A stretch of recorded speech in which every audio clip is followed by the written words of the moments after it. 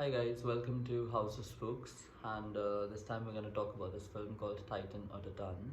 It was released in 2021, and it's an amalgamation of three genres: horror, science fiction, and drama. It is directed by Julia Ducournau, and to basically understand the elements in the film, you have to understand Julia Ducournau's work. And in one of the interviews, she says that her direction of films or her making of films is basically she has this one idea of truth, and with her films, starting from the first shot that she directed to Titan or Titan, the latest of her films, she tries to uncover the same thing. She adds layers, but she has one thing that she needs to talk about, and that is what happens in Titan. This comes up when the interviewer asks her that did the writing or the genesis of the film Titan begin when she was directing and making Raw, and she says yes and no.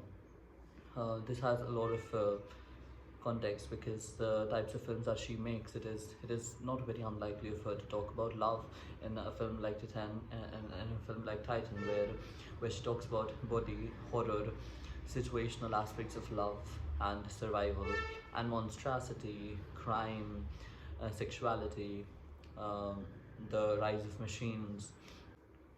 One of the reasons why this film is important, according to me, for understanding horror is because it delves into body horror.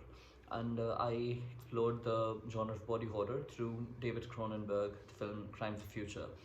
And the understanding of horror, that something that amuses you, something that scares you, something that puzzles you, it begins with a body. That's a very important understanding. Even when we delve into the topic of body politics, you understand politics as a mechanism that comes out of body, and in that aspect, body does not just mean flesh. Body can represent anything, any object, tangible or even intangible, conceptually speaking.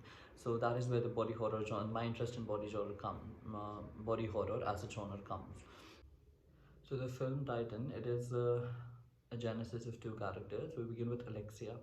When she was small, she goes through an accident where she is in the car with her father, and due to the accident, she has an injury in the skull, which due to which she's taken to the hospital. And due to the severity of the head injury, there's the skull injury. The doctors have to fit a titanium plate inside her skull. This is the first cue of ours that where we understand why she's attracted to machines or metal-like substances or something. This idea of being attracted to machines is a very new and a very dynamic idea for making films, or for even understanding what attraction is, okay, in general. After having the metallic plate inside her skull, we have instances where we are shown that she becomes she looks like she's in love with cars. She gets out of the hospital, she kisses the car. As she grows up, her identity becomes more and more apparent, and she is working in a car show where she dances on the cars and, like, attracts people to watch. So we do have this element where she's her attraction, her idea of attraction is very fascinating. And as time passes in the film and as she grows up, there's a certain element of monstrosity that we as viewers attach with her, but also that also questions our own ideas of monstrosity. In one of the interviews, Julia Ducournau says that in her films, she does not portray bodies the way everyone else does. She portrays bodies as these ugly creatures, which is what we are familiar with. We don't really align, or we don't really see ourselves in media, our own bodies in media. She makes us understand that that is not a necessary element to relate to any media component. She shows body in a very flawed manner. That is why we have a character like this one. As Alexia grows up, we understand the triggers that can set her off. Due to a few triggers in which her attraction is also a component, she starts a killing spree. She kills multiple people around her, and that is where we legitimately can attach the element of monstrosity to her. One of the most beautiful aspects of this film is when we get to see what love is, and it is a very situational thing, the way Julia Ducournau portrays it. In one of her interviews, she says that I don't understand why would people call this film a very hopeless one. This might be one of the most hopeful things I've ever made. You can understand why she's saying that when you look at the film, because because despite of so much of monstrosity, despite of so much of flawed behaviors and so much of flaws that that this world portrays on Alexia, um, we get to see that she does get space in the end. Why is this film looked at as if it's an absurd case study of body? It is because after getting a titanium plate in her skull, after getting attracted to cars, she pleasures herself with the help of these instruments, of these cars and everything. And after one of such incidents, she starts realizing that her belly is swelling up, and we start realizing that she's pregnant with a baby that might have metallic or titanium plates, for instance. And that is why it's considered absurd, and this is something that I don't think laymen like us would imagine doing with body. This reminds me of a poem by Jeev Patel where he very ruthlessly tells you how the narrator actually tells you, I'm sorry, the narrator tells you what all can go wrong with the body from a doctor's perspective. And when you look at violence in such an unsentimental way, in a very desensitized manner, we understand that body is a very vulnerable thing. And again, as this Spivak says, that body is not something that can be thought in theory or something. It just exists, right? So we can understand body through that line of thought here as well. As the film goes on, we see there are various instances where Alexia has to tamper with her body, and this is on a large level a very institutional understanding, a very conceptual and a theoretical understanding of what institutions and what this world does to body. That you have to change it, you have to tamper with it in order to survive. That is one thing there. As a parallel, we get to see Vincent, where he's also finding it very disorienting and difficult to reason with his aging body, due to which he injects steroids in his body through injections and all. Here again, we understand what body means to the director and the makers of the film, and why it is to be discussed. Due to the accident of Alexia when she was small, we get to see that she has a scar, and as she grows up, she becomes more and more unapologetic about the scar. When she's working at the car show, we can see the scar that she has here, and the pattern of that scar has something got to do with her identity. That's what our director says.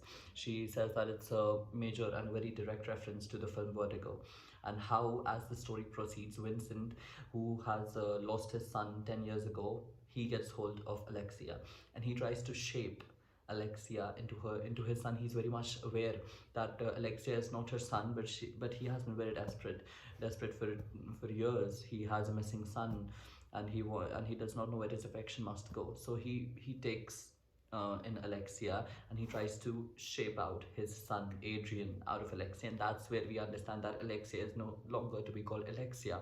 Her name has changed into Adrian. This manipulation of name is like a commentary here on identity as well. The scenes or the elements in the film that can baffle you are the ones where we get shown how she has to cover up her own body, which is not something that is unusual. A lot of people have to do that every day. It's just that we don't really see people do that because of restrictions and because of the social constructs that we live in. Another is that when her belly starts swelling, she starts realizing that motor oil is being released from her breasts, from her body. And that is a baffling concept, or a baffling thing to look at visually as well. Like, to listen to it also is also very absurd, but to visually see that her body is leaking with motor oil, and that makes us understand her relationship with motor as a concept here. That is an element of horror, and we see that even how that element of horror is metamorphosized, or whatever the correct word is, metamorphosized into something that can be dealt in drama, something that can make you talk about love. When she meets Vincent, Vincent takes her in, and he tries to remodel her into his son. And in that journey, we get to see that even he's struggling with his body. We see that this affection that both of them develop after having a very violent and a very uneasy, a very awkward relationship. This affection that is developed after that is very situational in nature. That both of them are there, both of them are suffering. One of them is pregnant with a kid, another has lost a kid.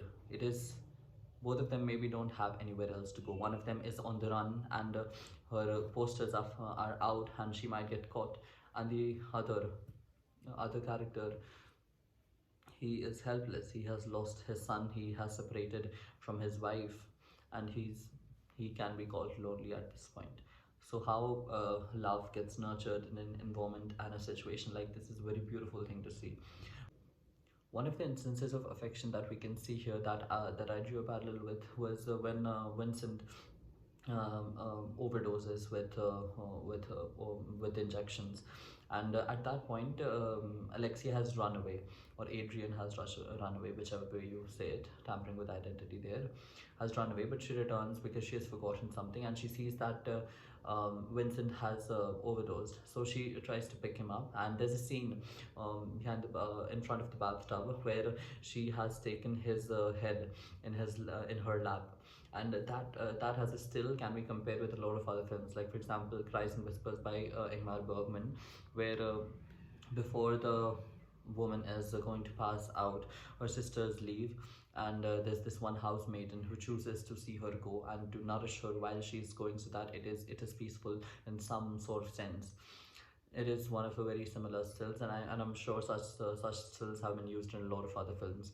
But to use visually a scene like this uh, will will have an effect on the people who are watching it, because from going to see a woman murder people, from going to see that institutionally she has to tamper with her body into an instance, a situation or a series of situations where she's compulsory, where she has to compulsory show and portray affection, is something that you cannot really model very easily. That is something that Julia Ducournau has done brilliantly. Sarah is shown to be very discomforted by the idea of that something is growing inside her body, especially it being it being something related to a machine or motor or something. But as time passes, there's this one scene where she realizes that her belly, her abdomen, as it has swollen up, and it is very much visible that she's pregnant. She realizes that something inside her belly is moving, and that's a side and in that scene you see a kind of expression that shows relief on her face, but then she realizes that she has to hide that, which is also a conflict that here is that what part of your body you have to hide, and what part of your body you must not hide, or do not have to hide. This conflict, there's a very political one in nature, can also be looked at very profusely. You can understand horror through this.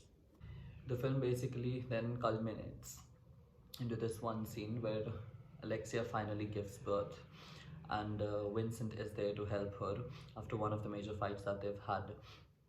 And the child is born, and Alexia passes away, and it's a very depressing and a very shocking end.